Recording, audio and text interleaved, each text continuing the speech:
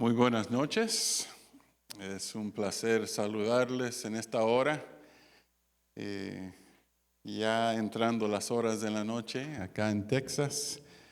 Y queremos mandar un saludo a todos los hermanos de la iglesia hispana aquí de Richardson que nos están viendo por la pantalla. También un saludo a nuestros hermanos ahí en Calexico, California. A la iglesia allá, muchos saludos de parte de sus hermanos acá en Texas. También la iglesia de The Colony, bienvenidos en esta noche y un saludo fraternal para todos ustedes. Ciertamente estamos todos viviendo horas angustiosas con este asunto del coronavirus. Pero saben que aún en medio de la crisis, aún en medio del desafío de estar viviendo en medio de una pandemia sobre la cual no tenemos ningún control, sabemos quién tiene control, y es el Señor nuestro Dios. Y en esta hora, al congregarnos de esta manera, podemos estar seguros que la presencia de Dios está con cada uno de ustedes, donde quiera que se encuentre. Y es un privilegio para su servidor estar en esta noche para abrir la palabra de Dios juntos. Y en esta noche quisiera compartirles lo que es la profecía preferida mía del Antiguo Testamento. Y luego, si Dios lo permite, el sábado por la mañana veremos o compartiremos la profecía preferida mía del Nuevo Testamento. En esta hora, antes de abrir la palabra de Dios, vamos a inclinar nuestros rostros y solicitar la dirección del Espíritu Santo. Oremos. Amante Padre Celestial, te damos el honor y las gracias por lo bueno que tú eres con cada uno de nosotros. En esta hora, al abrir tu santa palabra, rogamos que podrías enviarnos el Maestro Divino, el Espíritu Santo.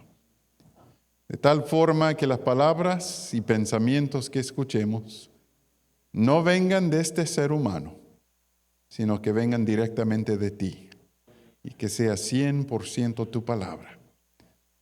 Y que haya cabida tu palabra en nuestro corazón. Te lo pedimos humildemente en los méritos de nuestro Señor Jesucristo. Amén. Si tienen sus Biblias o sus aparatos y quisieran seguir la lectura bíblica, se encuentran en Joel, capítulo 2, versículos 1 y 2. Joel, capítulo 2, los versículos 1 y 2. Dice así: Tocad trompeta en Sión, y pregonar alarma en mi santo monte. Tiemblen los habitantes, todos los habitantes de la tierra, porque viene el día del Señor, porque cerca está. Día de tinieblas, de oscuridad, día de nube y densa niebla, que sobre los montes se extiende como el alba. Viene un ejército numeroso y fuerte. Nunca hubo otro semejante, ni después de él jamás lo habrá, de generación en generación. Aquí en este pasaje hallamos varios elementos muy vitales, muy importantes para el pueblo de Dios de todos los tiempos, pero de forma especial, el mensaje de esta profecía se aplica directamente al pueblo de Dios de los últimos tiempos. El pueblo de Dios del tiempo del fin. Es interesante que el escritor bíblico emplea el símbolo de la trompeta. ¿Y qué es este simbolismo de la trompeta? Obviamente, cuando vemos el contexto profético, vemos que la trompeta, en términos simbólicos, proféticos, significa alarma, advertencia.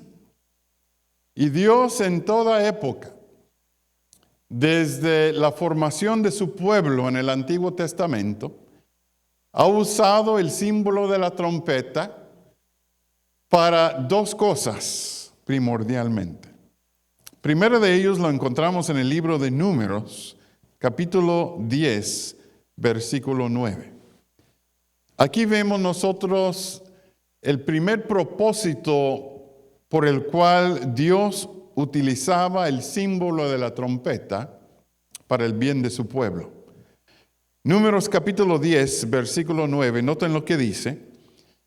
Cuando en vuestra tierra salgáis en guerra contra el enemigo que os moleste, tocaréis alarma con las trompetas y seréis recordados por el Señor vuestro Dios y seréis salvos de vuestros enemigos. Así que, ¿cuál fue el primer propósito de Dios en usar el símbolo de la trompeta?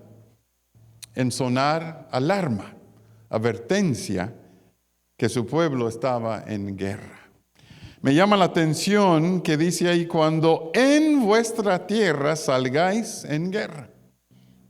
Interesante que el escritor bíblico dice o enfatiza que para el pueblo de Dios muchas veces estamos en guerra en nuestra propia tierra. Más adelante en el mensaje vamos a ver que la hermana White nos dice, tenemos mucho más que temer de nosotros mismos que de afuera. Hay otro propósito por el cual Dios utilizaba el instrumento de la trompeta.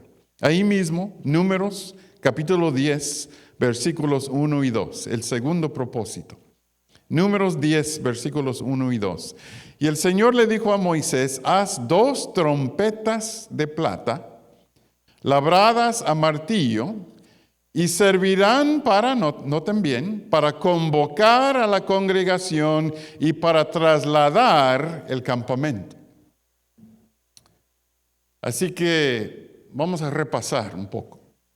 Primer propósito de Dios de emplear el instrumento de la trompeta para sonar alarma que su pueblo estaba en guerra, que estaba en peligro. Segundo propósito, de acuerdo a los versículos 1 y 2, era para trasladar el pueblo de un lugar para otro, para convocar su pueblo y para trasladar. Ahora la pregunta viene para ti y para mí en esta noche, como pueblo de Dios.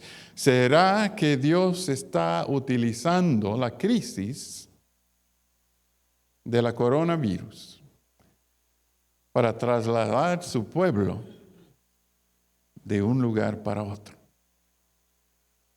Piensen bien.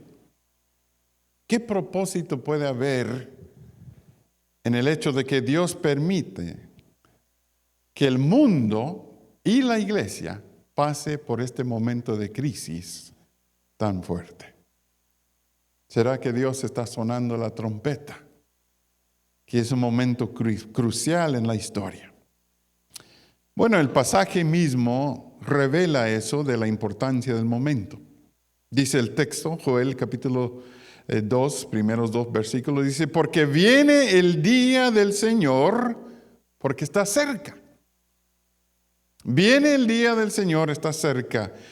Suena la trompeta, porque el pueblo de Dios está en guerra contra Satanás, contra la corrupción del mundo, contra la tentación, contra la tibieza en la iglesia.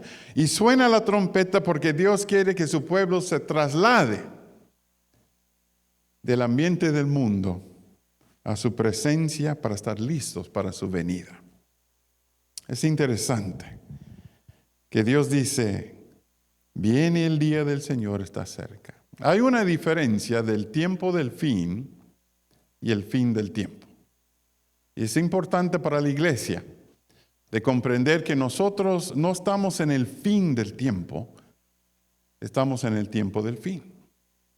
Todavía hay gracia, todavía hay oportunidad, todavía hay momento para responder a los llamados del Espíritu Santo. Cuando llegue el fin del tiempo, la gracia se habrá acabado. No habrá oportunidad de cambiar nuestra forma de ser. Dios permita el coronavirus y otras cosas que vemos en el mundo para que tengamos la oportunidad de cambiarnos de rumbo y buscar su rostro. Cuando yo comencé en el ministerio hace 32 años atrás, tuve el privilegio de trabajar con un gran evangelista, el pastor John Vandenberg. Y él describía o explicaba la diferencia del tiempo del fin y el fin del tiempo de esta forma. Decía él, cada época de Thanksgiving, del Día de Acción de Gracias, faltando una semana para el Día de Acción de Gracias, mi abuelita, decía él, salía detrás de su casa, vivía afuera en el campo, salía detrás de su casa a un campo donde tenía un montón de pavos, de guajolotes, ¿no? Y buscaba el más gordito, y lo correteaba y lo agarraba. Lo ponía debajo del brazo, faltando una semana para Thanksgiving, y eso era el tiempo del fin para ese pavo. Lo traía atrás de la casa y tenía un corralito preparado solo para un pavo y lo metía ahí. Y toda la semana antes de Thanksgiving le daba comida y comida, y ese pavo gordito se ponía más gordito. Y luego el miércoles, al ponerse el sol, el miércoles de noche antes del Día de Acción de Gracias, cuando se ponía el sol, salía abuelita con una navaja de 10 pulgadas. Y eso era el fin del tiempo para ese pavo. Hay una diferencia del tiempo del fin y el fin del tiempo. Y la iglesia tiene que entender que estamos en el tiempo del fin. Por eso la urgencia de compartir la palabra de Dios con nuestros vecinos, con nuestros compañeros de trabajo, con los que topamos con ellos en el taller, en la tienda. Sobre los rostros que nos rodean hay incertidumbre, hay preguntas, hay dudas. La gente no comprende lo que está pasando. Y es una gran oportunidad para la iglesia de compartir las buenas nuevas, que a partir de la crisis que estamos viviendo, Cristo viene pronto. Tocad trompeta. La hermana White dice, hoy los testimonios, tomo 2, página 323. Alcen la voz los centinelas ahora y den un mensaje que es la verdad presente para este tiempo. Mostremos a la gente dónde estamos en la historia profética. Hay un día que Dios ha designado para dar conclusión a la historia de este mundo. Tocad trompeta. Pablo dice en 1 Corintios 14, versículo 8. Noten lo que dice. 1 Corintios 14, versículo 8. Y si la trompeta diera un sonido incierto, ¿quién se alistará para la batalla? Aquí está algo importante, hermanos. Los adventistas del séptimo día predicamos el mismo mensaje que hemos predicado por 170 años. El mismo. Las doctrinas preciosas que nos ha dado el Señor para su iglesia remanente son las mismas y las hemos predicado por 170 años. La única diferencia es que ahora en el tiempo del fin tienen que tener un sonido diferente. La misma verdad, pero con un sonido diferente. Me explico. Cuando mi hija menor, Daphne, que ahora tiene 29 años, cuando ella estaba chica y hasta la fecha era media rebelde. Y entonces vivíamos en la ciudad de Los Ángeles, tremenda ciudad. Todos los viernes, ella tendría unos 4 o 5 añitos de edad.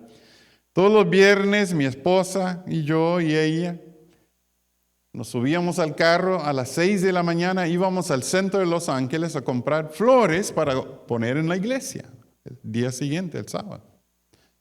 Íbamos temprano porque se agarraban las mejores flores temprano. Y a esa hora de las 6 de la mañana había poco tráfico en las calles del centro de Los Ángeles. Y yo me acuerdo que muchas veces yo iba de la mano con ella caminando ahí para el mercado de flores. Caminando por la calle y como ella era rebelde, Se zafaba la mano de la mía y se metía a la calle. Y como no había mucho tráfico, yo decía, Daphne, hay peligro, hazte para acá, en ese tono de voz. Pero había otros días, viernes, cuando se nos hacía tarde y en lugar de ir a las 6 de la mañana, íbamos a mediodía. Mismo lugar, misma tarea de buscar flores, pero a la hora de mediodía cuando había un montón de tráfico. Carros, autobuses, motocicletas, taxis, gente a pie. Igual manera íbamos caminando y ella rebelde zafaba la mano de la mía, se metía a la calle y entonces le decía, Daphne, hazte para acá, hay peligro. El mismo mensaje con un tono diferente, porque el peligro estaba presente. Por eso el mensaje que predicamos, aunque sea el mismo de hace 170 años, tiene que tener un tono diferente. Porque hay coronavirus, porque hay matanzas, porque hay corrupción, porque hay tráfico humano, porque hay tibieza en la iglesia, porque hay personas que no corresponden en su fe a lo que predican. El tiempo merita un tono cierto, dice Pablo, porque el tiempo nos dice que Jesús está a las puertas. Nosotros sabemos, al mirar esta profecía de Joel 2, que Dios nos está diciendo como pueblo que su misericordia no será para siempre. Piensen ustedes en todos los años, tras años, tras años, tras décadas, tras siglos, tras milenios, que el Señor en su infinita misericordia ha esperado un pueblo que así listara para su venida. Notemos ahora como el profeta Jeremías también habla de la importancia de la trompeta. Jeremías capítulo 4, versículo 19. Jeremías capítulo 4, versículo 19. Note lo que dice. El profeta, se conoce Jeremías como el profeta de llanto. Oh, mi alma, me duelen hasta las fibras de mi corazón, dice el profeta Jeremías. Mi corazón se agita dentro de mí. Noten lo que dice. No callaré porque voz de trompeta he oído, pregón de guerra.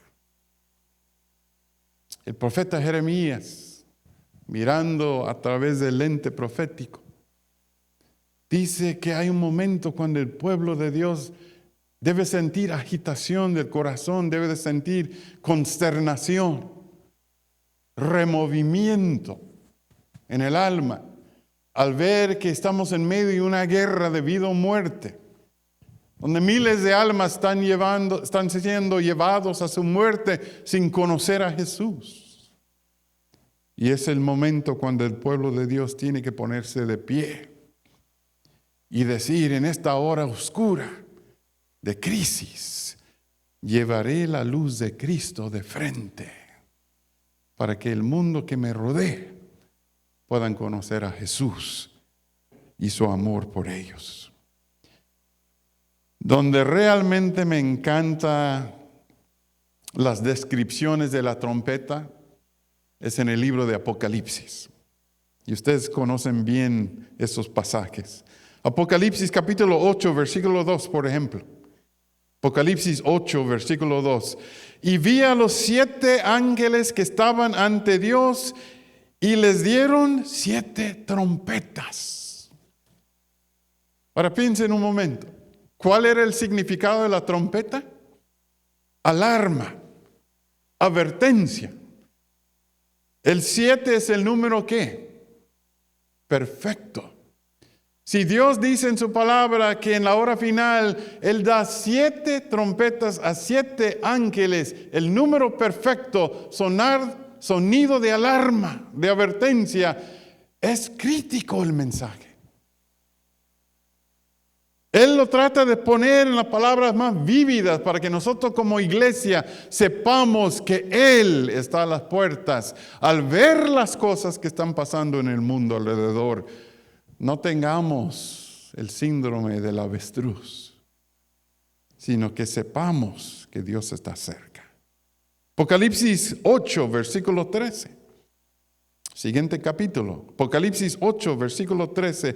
Entonces miré y oí a una águila, un ángel, que volaba por el cielo y decía a gran voz: ay, ay, ay de los habitantes de la tierra, a causa del toque de trompeta que los otros 3 ángeles, y sabemos bien de esos 3 ángeles, los adventistas del séptimo día, han de tocar. Primero Dios manda 7 ángeles, número perfecto, para enfatizar la importancia del mensaje. Manda 3 ángeles con 3 mensajes especiales para su pueblo en el tiempo del fin. Y para que tengamos idea de la importancia, dice el ángel: ay, ay, ay, 3 veces de los habitantes de la tierra. ¿Por qué? Porque nos ha tocado vivir en la hora de juicio final. Las advertencias de Dios. La hermana White dice en Hoy de los Testimonios, tomo 3, página 280, las calamidades en tierra, en mar, la inestabilidad social y política, las amenazas de guerra como portentosos presagios anuncian la proximidad de acontecimientos de la mayor gravedad. Noten bien, las agencias del mal se unen y acrecen sus fuerzas para la gran crisis final. Grandes cambios están a punto de producirse en este mundo y los movimientos finales serán rápidos. Dios nos está tratando de decir como iglesia: despiértense, levántense.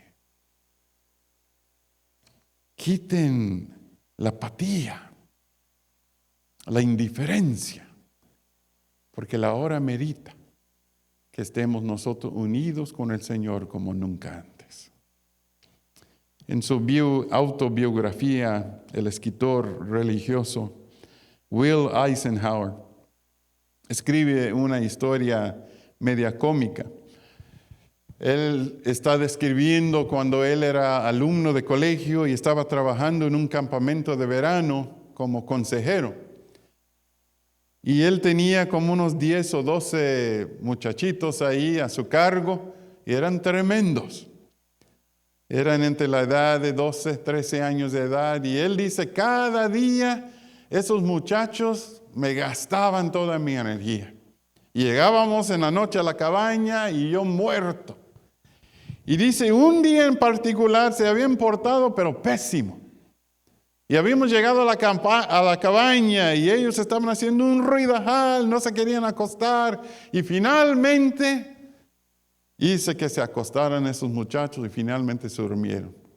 Y dice él: yo me acosté en mi camita ahí y cerré mis ojos. Por fin, dulce sueño. Pero de repente comencé a sentir un hormigueo. Y dice, él no sabía lo que era. What is this?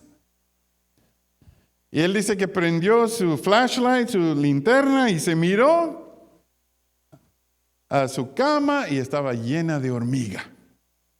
Llena la cama de hormiga. Ay, ay, ay, ¿qué hacer? Dice, él tenía tanto sueño.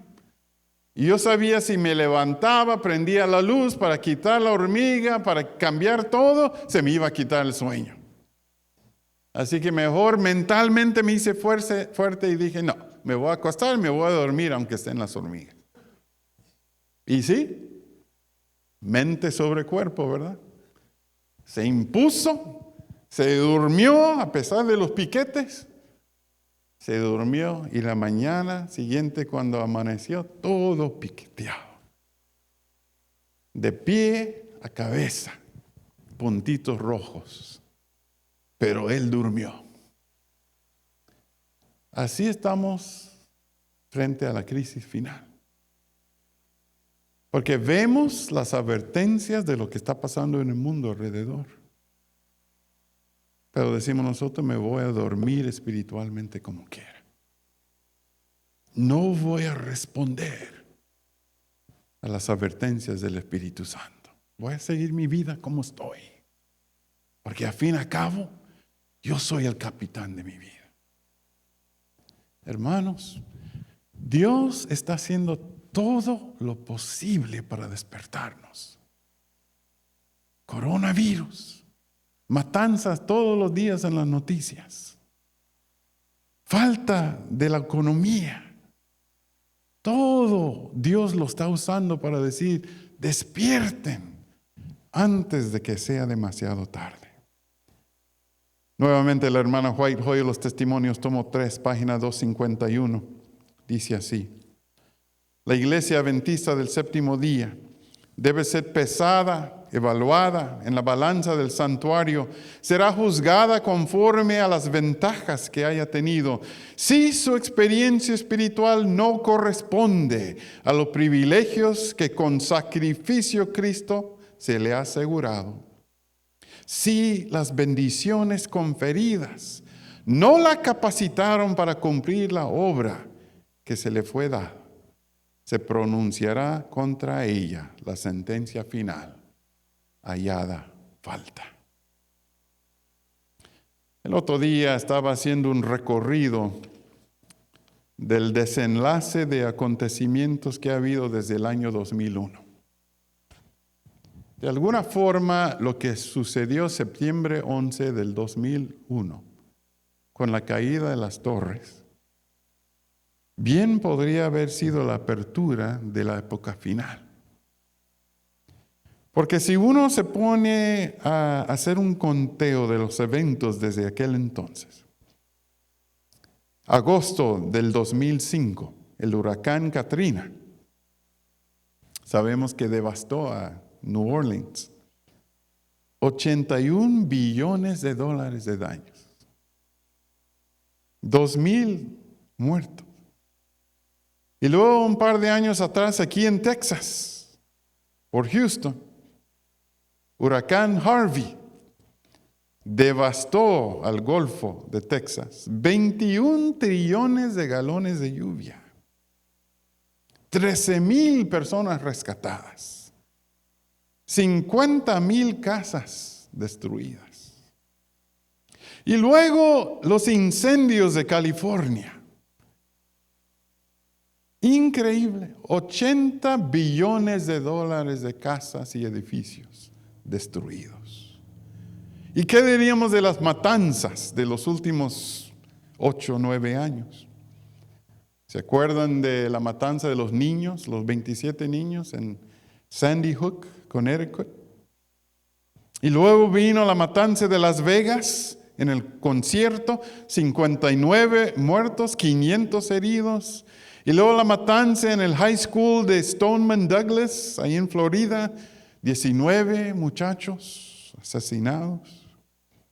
Luego aquí mismo, en nuestro patio, ahí en Sutherland Springs, Texas, ahí por San Antonio, 27 personas muertas en un servicio, un culto de iglesia. Y luego el coronavirus. Increíble, estaba viendo las estadísticas hoy. 3.6 millones de contagiados en el mundo. 260,000 muertos. Aquí en los Estados Unidos, 1.2 millones de personas contagiadas. 72,000 muertos en este país. Aquí en Texas, 33,400 casos, 930 muertos. ¿Qué nos dicen estas cosas? Señor Jesús dijo en Mateo 24, cuando veáis todas estas cosas, clave, todas, cuando veis guerras, hambre, pestilencia, corrupción, frialdad en la iglesia, todas estas cosas, sabéis que está a las puertas, que está cerca. Pero aquí está el punto. Ya debemos de ir ya concluyendo este tema. Y este es el punto clave de aquí. Con todo lo que está pasando en el mundo, coronavirus, matanzas, corrupción, enfermedad, la falta en la economía, los problemas políticos, con todo lo que hay en el mundo, el Señor dice en Joel 2:1 y 2, tocad trompeta, ¿dónde? En Sión. No dice en el mundo. Con todo lo que está pasando, dice, tocad trompeta en Sión. ¿Por qué? Porque no hay forma que el mundo se prepare si la iglesia no se prepara. ¿A quién va a venir a recoger el Señor si su iglesia no está lista? Muchas veces he pensado, ¿saben? Como buenos cristianos estamos esperando algunos eventos para señalar el fin del tiempo. Desde que yo era niño siempre se decía, cuando vemos que la ley dominical llega, ya es señal que el tiempo se acaba.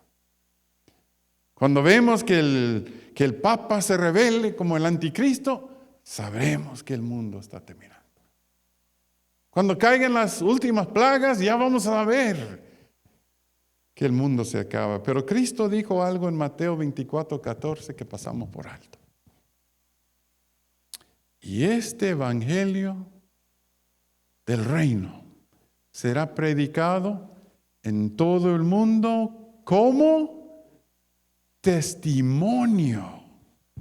Y entonces vendrá el fin. No dijo será predicado por televisión, por radio, por palabra, tras un púlpito. Dijo, este evangelio será predicado por testimonio. ¿Saben lo que es un testimonio? No es que me contaron, alguien me contó que su primo le dijo a su hermano que... No. Un testimonio es algo que yo viví, yo experimenté. No es que el pastor fulano dijo, o que la hermana White dijo. Es que yo lo sé, porque lo he sentido en mi alma directamente del Espíritu Santo. Por testimonio significa que yo convivo con Cristo todas las mañanas, todas las tardes y todas las noches. Si yo lo conozco a Él personalmente, puedo transmitir su testimonio. Si lo conozco como teoría nada más, no. La señal de que la venida del Señor está a la puerta será cuando su iglesia refleje el carácter de Cristo al mundo. Cuando mis hijos eran pequeños, pobrecitos, los tres se parecían mucho a mí. Ya gracias a Dios se parecen a su mamá. Pero cuando estaban chiquitos eran idénticos a mí, pobrecitos. Tal forma que cuando estábamos en las iglesias, los hermanos le preguntaban a Leti, mi esposa, hermana, ¿estos son hijos suyos también? ¿O nada más son del pastor? Y aquella se enojaba, ¿verdad? Yo los tuve, son míos. Pero sí, eran idénticos al papá. Y todos los días yo me iba a las 3:30 a recogerlos en la escuela. Y nunca me puedo acordar de haber llegado a la escuela y con el montón de niños corriendo ahí en el patio de la escuela decir, a ver maestra, ayúdeme, ¿cuál de esos tres son míos? Ay, no logro identificar cuáles de estos tres son míos, porque todos se parecen. No, yo llegaba y los recogí. Porque yo veía a mí mismo en ellos. Llevaban la sangre de su padre, el DNA de su padre. Y no había ningún problema en recogerlos. ¿Será que cuando Cristo mire desde el cielo a su iglesia, diga, ¿cuál de estos son míos? No puedo ir a recoger a personas que no son mías. Si no nos parecemos a Él, ¿a quién va a recoger? Por eso la advertencia es tocar trompeta en Sión, para que la iglesia, la esposa, se prepare para la venida del Señor. Termino con esto, hermanos. A veces pasamos por alto el hecho de que un solo evento podría traer el desenlace final de todas las cosas. A veces pensamos, bueno, cuando venga el desenlace final del mundo, eso va a tardar 3 meses, 6 meses, 1 año. Por algo, dijo la hermana White, los movimientos finales serán rápidos. Porque en 1 semana se podría acabar todo. Y no les estoy diciendo eso como algo sensacional para darles miedo o mucho menos. Se los estoy diciendo porque he venido a entender lo diferente a raíz de lo que pasó en el 2001. Porque en el 2001, inmediatamente después, el presidente George Bush pasó una ley para proteger el país de terrorismo. Pero en el año 2012, el presidente Barack Obama pasó otra ley que casi pasó inapercibida. Y la mayoría de los ciudadanos de este país no lo conocen. Se llama el NDAA, National Defense Authorization Act. Les voy a leer un pedacito de esa ley. Se conoce como el Patriot Act. Noten lo que dice. Esta legislación declara que los Estados Unidos de Norteamérica es un campo de batalla en la guerra en contra del terrorismo. Este acto le entrega, escuchen bien, este acto le entrega al presidente y sus agentes el derecho de confiscar o arrestar a cualquier ciudadano o residente de los Estados Unidos y encarcelarlo por un término indefinido, sin cargos y sin derecho a juicio, solo basado en una sospecha. Dicho proceso se llevaría a cabo sin cualquier supervisión o autorización judicial. Este nuevo orden ejecutivo también declara que el presidente y sus agentes tienen el derecho de requisar, confiscar cualquier recurso doméstico, tales como alimentos, agua, petróleo, energía, transporte, etcétera, etcétera. A su vez, y esta es la parte que tal vez llama la atención a adventistas del séptimo día.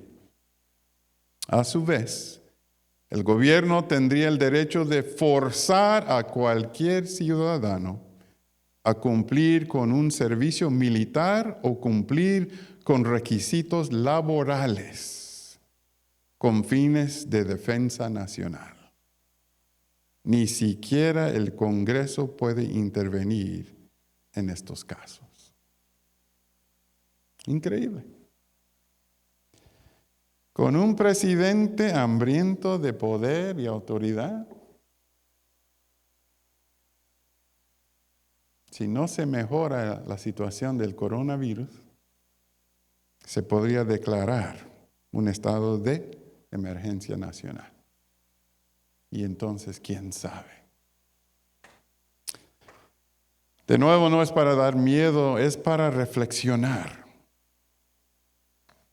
Yo pienso que el Señor ha permitido el coronavirus como un último llamado a su iglesia.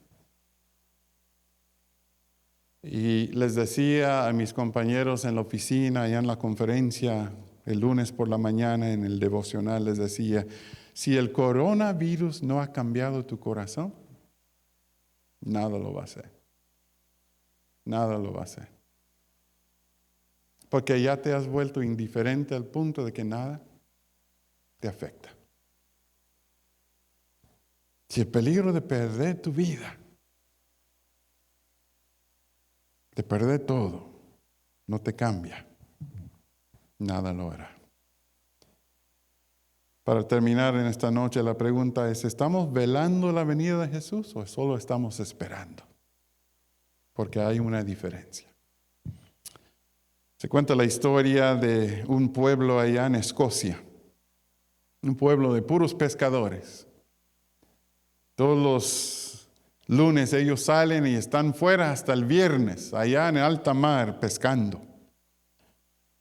Y ahí las esposas se quedan en casa con los niños, cuidando el hogar, y los hombres pescando en el mar. Y entonces cuando los hombres vienen de regreso en el barco, todos los hombres se ponen ahí a la orilla del barco mirando para ver si allá en el puerto pueden ver sus esposas. Y allá el capitán con binoculares se pone a ver y se pone a anunciar: veo a María que está esperando a Andrés. Veo a Margarita que está esperando a David. Mira, allá está la Ani que está esperando a Marcos. Y los hombres se ponían contentos de saber que sus esposas habían dejado la casa para venir al puerto, para velar su llegada. Pero había uno que mirando no vio a nadie esperando. Y se bajó corriendo del barco y corrió 1 milla hasta su casita y abrió la puerta y ahí estaba su esposa cocinando y viene a darle un abrazo y le dice: te he estado esperando todo el día. Y él le queda viendo con una mirada de decepción, le dice: sí, pero las otras esposas estaban velando en el puerto. Hay una diferencia de esperar a velar. Jesús dijo: velad, porque no sabéis la hora en que venga el Señor Jesús.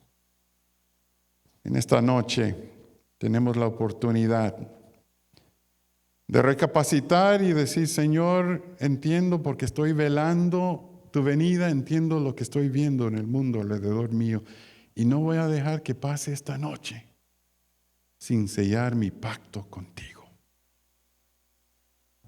Acéptame como soy. Porque tú sabes que el Señor no te pone peros. Si tú quieres venir, Él te acepta. Si tú quieres dejar atrás lo que te está atando, Él te acepta. Si no tienes la fuerza para dejar atrás lo que te está atando, Él te vendrá a buscar. Solo tienes que querer. Y en esta noche vamos a terminar el culto con un canto. Y vamos a meditar mientras cantamos. ¿Hay canto o cantamos uno acá con la hermandad? Vamos a cantar uno acá. Fija tus ojos en Cristo. Prepararnos para terminar en oración. Pero ahí donde estás. Estás en tu casa, donde quiera que estés. Este es un buen momento para volver a sellar tu pacto con Dios. Él te espera en esta noche. No sabemos lo que vendrá mañana, no sabemos lo que vendrá el próximo mes, pero sabemos que Dios está en control en esta noche. Cantemos: fija tus ojos.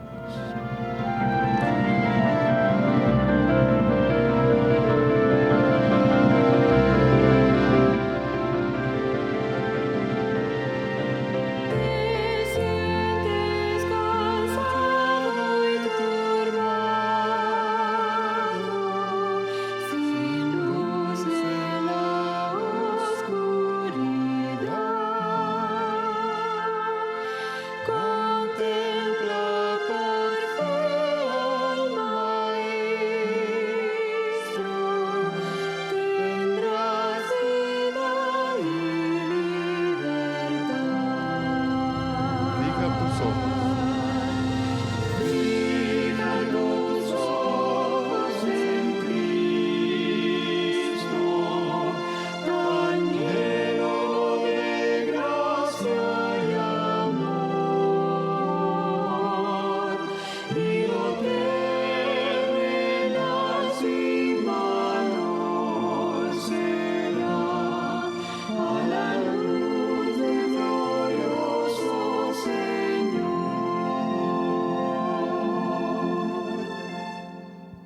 de muerte a vida eterna, pasé al seguir a Jesús. Me libra de todo pecado, mediante su muerte en la Fija tus ojos. Fija tus ojos en Cristo, tan lleno de gracia y amor, y no frenas mi mano será a la luz del glorioso Señor. Jamás fallará su promesa, con fe hazle tu petición. Al mundo perdido anuncia las nuevas de la salvación.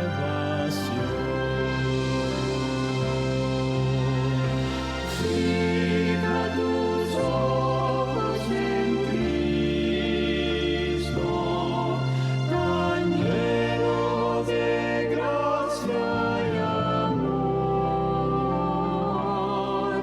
y lo terrenas sin mano será a la luz del glorioso Señor.